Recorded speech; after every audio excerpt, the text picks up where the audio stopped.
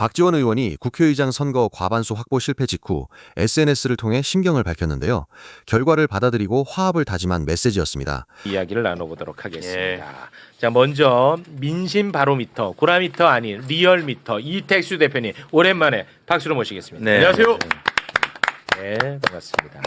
자, 그리고 박형광 기자 어서 오십시오. 네, 안녕하십니까, 박형광입니다. 네, 반갑습니다. 반갑습니다. 박형광 기자가 어제 또 맞췄어. 국회의장. 그렇죠. 대세는 조정식이다. 예.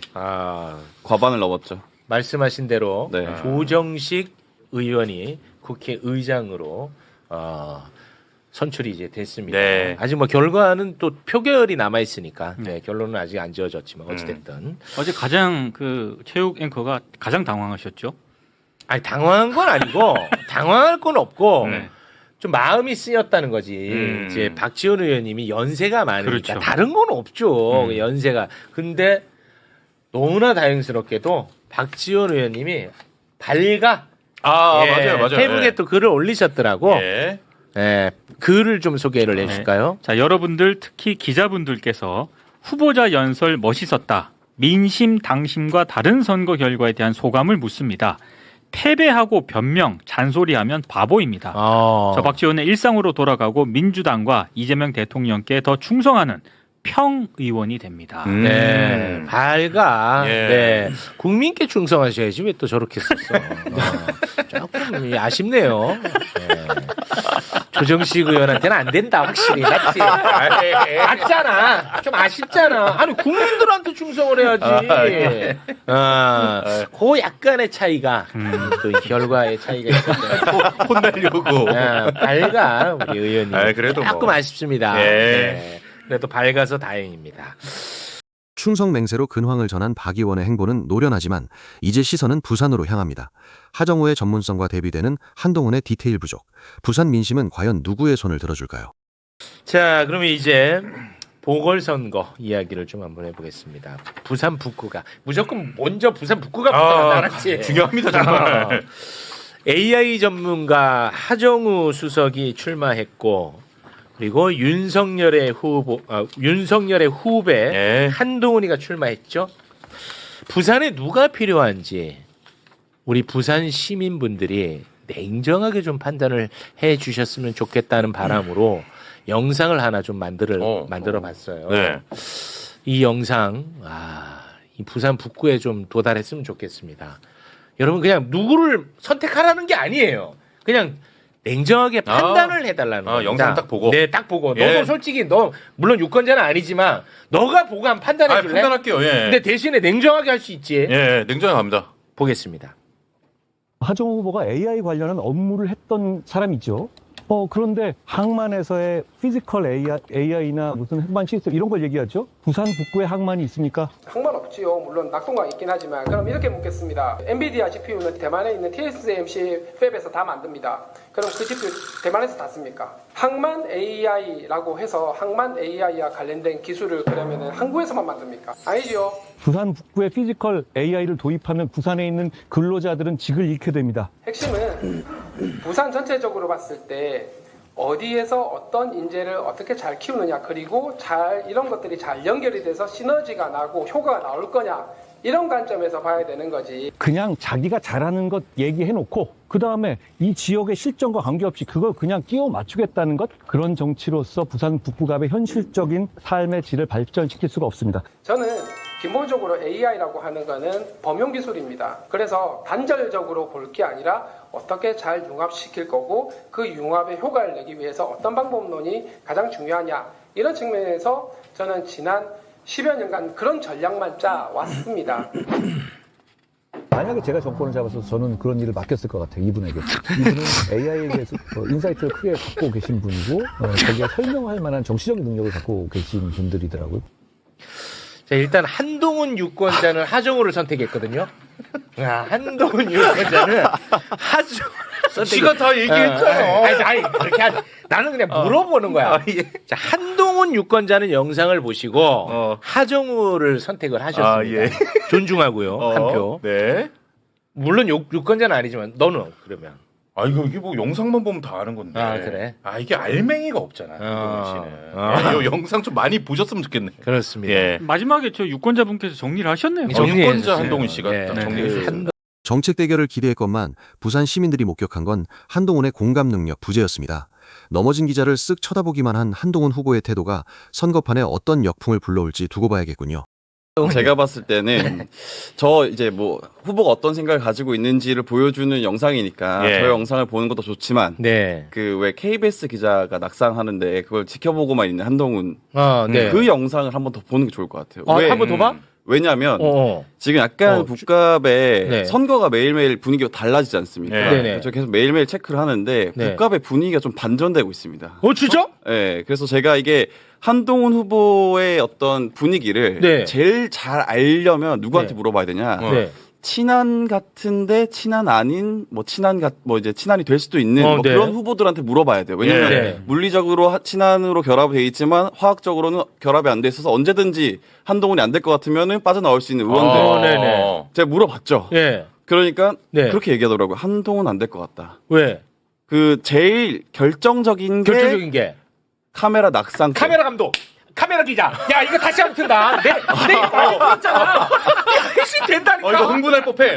자, 우리 카메라 기자님 때문에 내가 진짜 걱정 많이 했거든요. 예. 근데 내가 계속 얘기하지만 한동훈 후보가 이렇게 뒤로 가니까 카메라 기자가 그 동선 안 겹치려고 뒤로 가다가 떨어진 거야. 그걸 알아야 돼. 영상 다시 한번 볼까요? 자, 카메라 기자. 카메라 기자. 한동훈이 오늘 아이고 난 너무 놀랬다니까 진짜. 아유 이거는 솔직히 아유 야 난 너무 놀랬어 진짜. 봤잖아. 한동훈 봤잖아. 인식했잖아. 인지했잖아. 그런데 한마디도 안 했고 너 할 거 했잖아. 아유.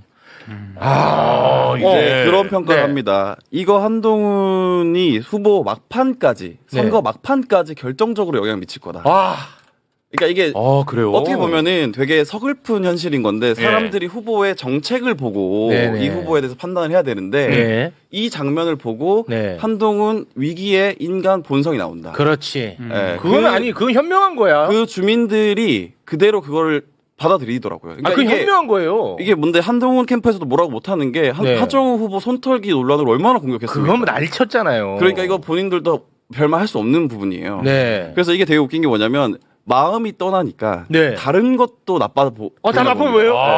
예를 들면요. 그렇구나. 예. 그러니까 이게 그런 얘기도 해요. 그러니까 정영근 정영근. 너가 하지 말랬잖아.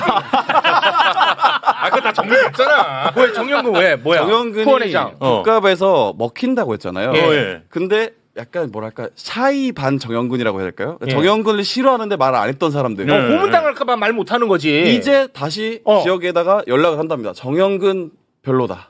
그렇지. 정영근 역풍이다. 그러니까 이게 지금 분위기에 따라서 사람들이 마음이 이렇게 발현되는 정도가 달라지는 것 같아요. 제가 네. 봤을 때. 그래서 정영근이 패착이다. 이거 그래서 친한 중에는 한동훈 캠프에다가 정영근 철회해야 된다라는 얘기도 한 사람도 있습니다. 제가 취재하기로는. 근데 왜 하지 말라고 그런 거야? 그래. 그거 봐. 그러니까 상식은 통합니다. 아니 우리 박형광 기자님. 네. 왜 저한테 그따위로 얘기했습니까?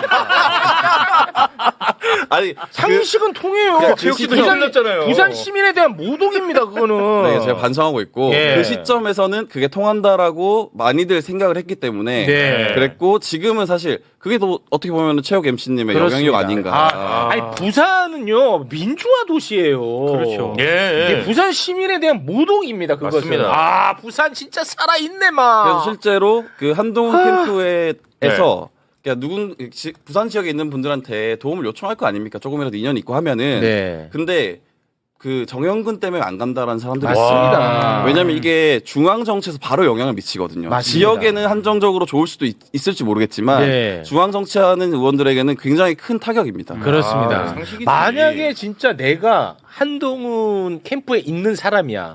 근데 정영근이를 후원회장으로 앉혀? 그럼 나는 빠질 거예요. 네, 그 정확하게 그런 현상이 나타나고 있는 그렇습니다. 이게 말이 안 되거든. 이거는 상식이 아니거든요. 그럼요. 예. 근데 그 선행에서 가장 결정적인 건 아까 봤던 영상 봤던 네. 저걸로 그 KBS 기자가 떨어지는데 네. 보고만 있었던 보고만 그 장면이 그 중요한 거야. 굉장히 왜냐하면 비호감도를 샀다 자 지금. 정책이라는 거 중요하죠. 예. 근데 내가 부산에 뭐 사직구장 200개 만들겠습니다. 정책으로 내. 근데 이 사람을 뭘 믿고 내가 그거를 믿고 찍어줘. 사람 댐댐이를 그렇죠. 보는 거예요. 맞습니다. 가장 맞지 기본이죠. 않습니까? 예. 사람이 떨어졌어. 그러면 이거는 그냥 조건 반사야. 그럼요. 뭐야 바로. 괜찮아? 예. 조건 반사란 말이에요. 근데 거기에 대해서 아무렇지도 않아. 어떻게 믿습니까? 정책을 발표하는 것에 대해서. 맞습니다. 그래서 그 영상을 자주 트시면 네. 아주 좋을 것 같습니다. 아, 대단히 고맙습니다. 자, 지금 인성 논란이 정무 감각 부재로 이어지는 가운데 보수 진영의 셈법은 복잡해졌습니다. 하정우 후보가 40%대 지지율로 앞서가는 상황에서 억지 단일화가 과연 이탈하는 보수층을 잡는 묘수가 될 수 있을까요? 민심은 어떻습니까? 민심. 예, 그 민심 결국에는 이게 대의민주주의이기 때문에 내 뜻을 과연 저 정치인이 대신 전달해 줄 수 있을까? 예. 공감 능력이 중요한데 그렇습니다. 바로 그 부분 때문에 공감 능력 나랑 저분이 과연 공감할 수 있을까? 만약 그 부분이 떨어지면 지지율 떨어질 수밖에 없거든요. 확장될 수 그렇습니다. 없고. 예.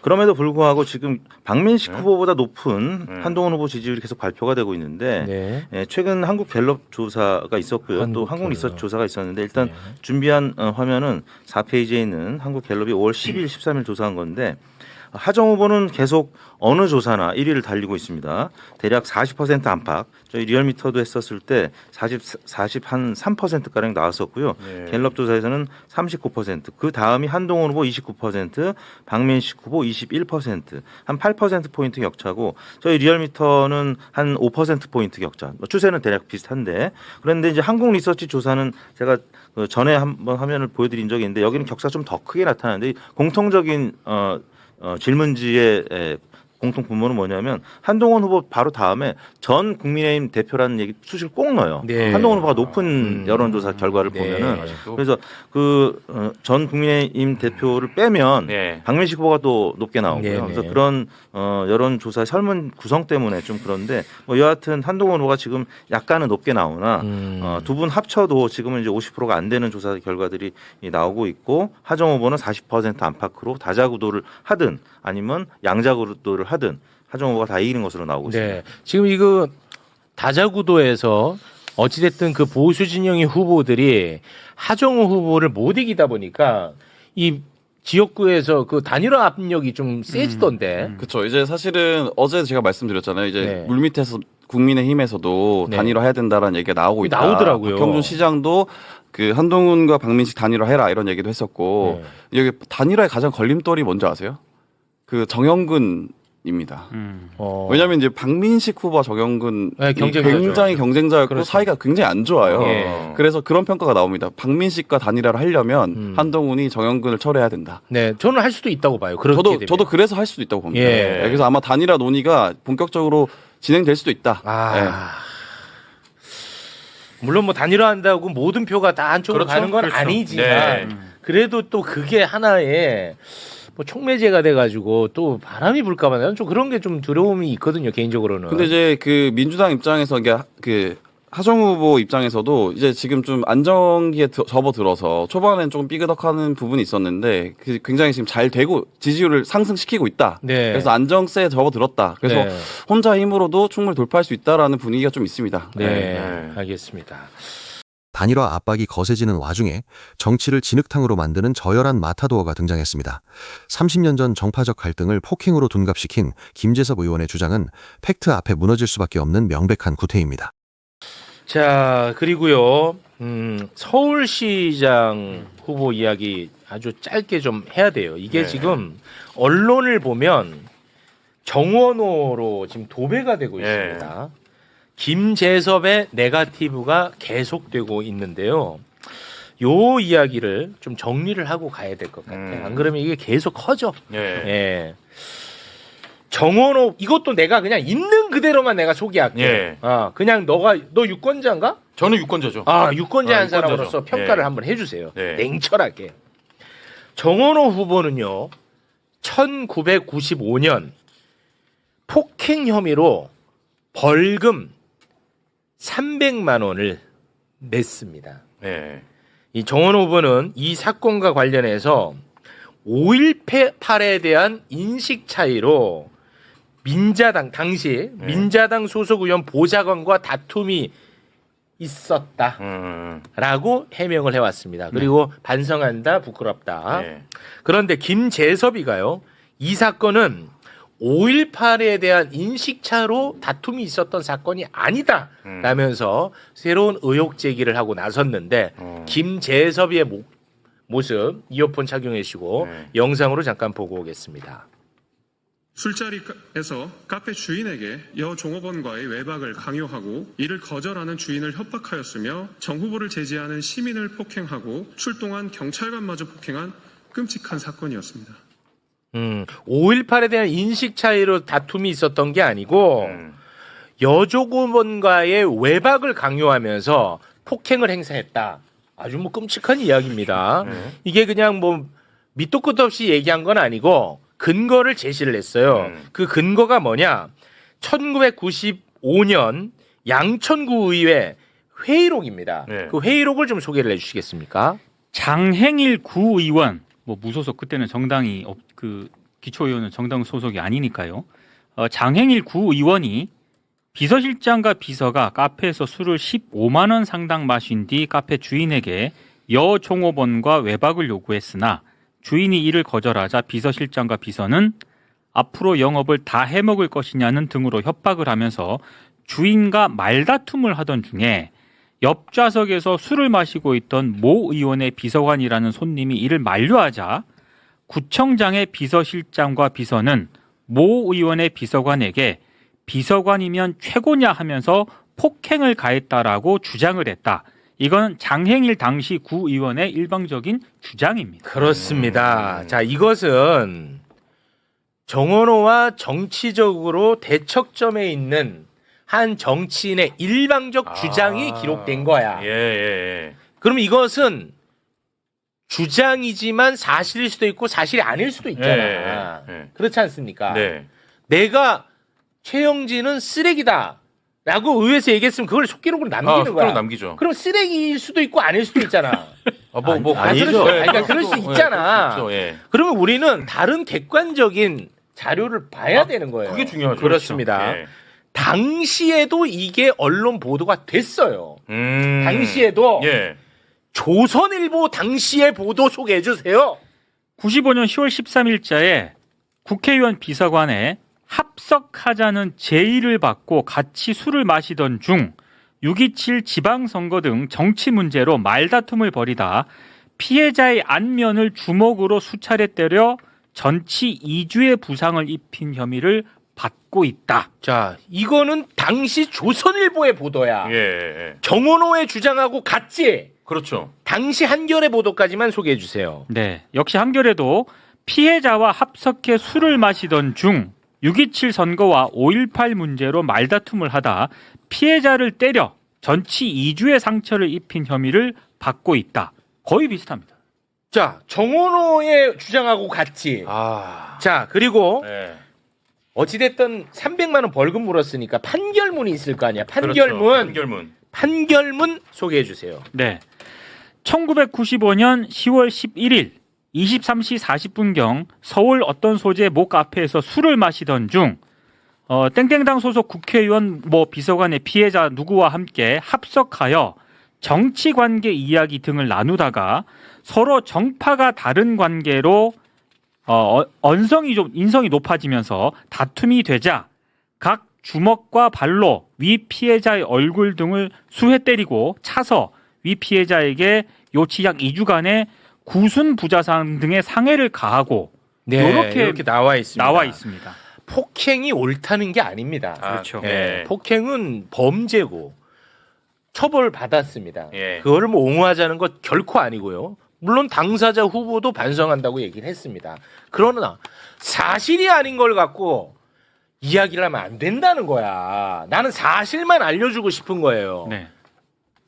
저 판결문에 저렇게 명시가 됐다고 하는 거는 경찰이 수사를 했고 네. 검찰도 이걸 들여다봤을 거고 각 주장을 다 조합했을 거 그렇죠. 아니겠습니까? 그러고 이제 재판장으로 올라갔다는 얘기죠. 네. 이 사건을 네. 시계열로 놓고 보면은 김재섭 의원이 하는 저런 이제 마타도어가 얼마나 질이 나쁜 마타도어인지 알 수 있는데 네. 이게 정확하게 시계열적으로 보면은 정원호 그때 후보, 그때 당시에는 양천구청장 비서와 비서실장 그리고 모 의원의 비서관 세 명이서 술자리가 있었던 겁니다. 네, 합석을 했더라고. 네, 근데 그게 95년 10월 11일 밤 11시 40분. 그러니까 왜 시비가 붙었냐에 대해서 지금 논란인데 95년 10월 11일 밤 11시 40분에 그 폭행 시비가 있었고 그리고 95년 10월 20일 그로부터 9일 뒤에 장행일 구의원이 구의의 본회의장에서 이런 지금 김재섭 의원이 말하는 그 의혹을 제기를 한 겁니다. 그렇지. 근데 96년 7월 10일 법원이 그 폭행 시비는 말이야. 네. 정치적인 정파적으로 시비가 붙어가지고 있었던 일이야라고 네. 결론을 내려버립니다. 그렇습니다. 근데 지금 김재섭 의원이 다시 장행일 의원이 했던 법원이 판결을 내렸는데 네. 장행일 의원이 했던 마타도를 가지고 와서 또 다시 마타도를 하는 겁니다. 그렇습니다. 이게 정말로 아님 말고식의 네. 그 질 나쁜 마타도거든요. 이건 아님 말고가 안 됩니다. 지금은 선거 기간인데 아님 말고 안 돼요. 김재섭 전부터 예, 이건 책임져야 돼요. 그리고 이게 뭐냐면 이런 공격을 하면은 되게 후보 입장에서는 말하기가 껄끄럽습니다. 그렇지. 왜 전에 폭행이 있었다는 얘기를 다 해야 되니까. 맞아요. 그러니까 이게 정말 나쁜 마타도예요. 맞습니다. 네. 그러나 이건 뭐 사실관계는 정확하게 세상에 알려야 되기 때문에 제가 한번 정리를 해봤습니다. 이거를 정은호 캠프 쪽에서 나 정도로 이렇게 좀 깔끔하게 정리 못하나? 안경도 많잖아. 깔끔하지않아. 너무 깔끔하네요. 이거 좀 많이 알려야 될 것 같아요. 많이 폭행 자체가 옳다는 게 아닙니다, 여러분들. 그거는 오해가 없었으면 좋겠습니다. 요거는 이렇게 또 깔끔하게 정리를 했습니다. 근거 없는 네거티브가 기승을 부리는 건 그만큼 판세가 긴박하다는 방증 아니겠습니까? 서울의 격차가 5에서 8%포인트로 좁혀지며 전국이 요동치는 지금 투표함을 열기 전까지 누구도 승리를 장담할 수 없습니다. 서울시 여론조사는 따로 준비가 안 돼 있죠? 돼 있습니다. 돼 있습니까? 네, 5페이지를 보시면은 최근 들어서 격차가 좀 줄어드는 현상은 어느 지역이나 다 마찬가지로 나오고 있는데요. 최근에 이제 한국갤럽이 뉴스원 의뢰로 4지역 조사를 했는데 그중 한 곳 서울이 46대 38 이렇게 나왔었고 또 CBS KSY 조사도 45대 40가량 한 5% 아이고, 포인트 이거 어떡하냐. 혹은 한 8%포인트 이렇게 나오고 또 여론조사 공정이라는 약간 보수 우파의 의뢰를 받은 조사 결과가 오히려 오세훈 후보가 이거보다 훨씬 더 격차가 적거나 팽팽하게 나온 결과도 있었는데 설문지를 보니까 설문 문항의 여론조사 공정은 조금 남들하고 달랐어요. 그 질문 자체도 서울시를 안정적으로 이끌 적임자가 누구냐. 보통은 누구를 지지하십니까? 누구에게 투표하십니까? 물어보잖아요. 근데 어느 후보가 더 안정적으로 이끌지를 물어봤고 그다음에 후속 문항이 이 4가지가 있었는데 공소 취소와 관련된 문항이 2가지가 있었고 그다음에 장특공 문항 하나 그다음에 개헌 추진을 민주당이 졸속으로 추진한다. 이런 설명이 있는 뭐야? 그러니까 민주당 지지자들이 전화를 끊을 수밖에 없죠. 너무 노골적이. 네네. 이 조사를 논외로 하더라고요.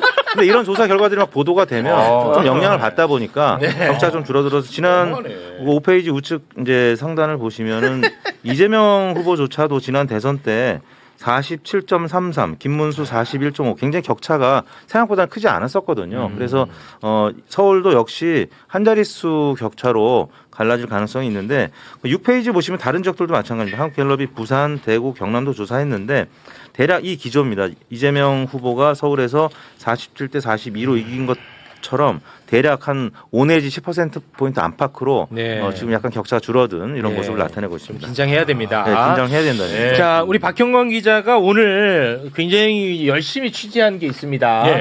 의왕시 관련해 갖고 그거는 내일 함께. 아니 왜냐하면 뭐가 있었어?